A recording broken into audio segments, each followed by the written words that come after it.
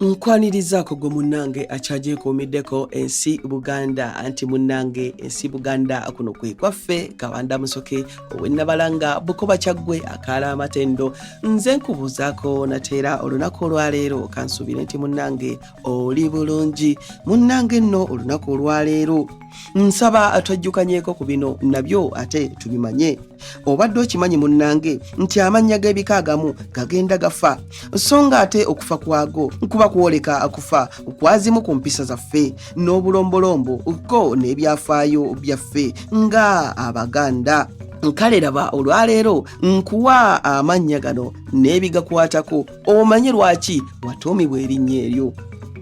Erinnya Ssemukuutu munnange nno Ssemukuutu nalyo liva mu lulimi lwa kukomaga.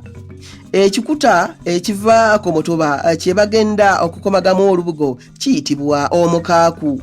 Kati oba olina okukikalakata ne kivaako ebigalagamba ebyo ebyokungulu kakati nno akamba akeyambisibwa mu kukalakata omukaaku nkayitibwa ekkuutu era mwe muva erinnya Ssemukuutu lyoyinza okugamba nti litegeeza akambe akeyambisibwa mu kukalakata omukaaku nga bagenda okukolamu olubugo.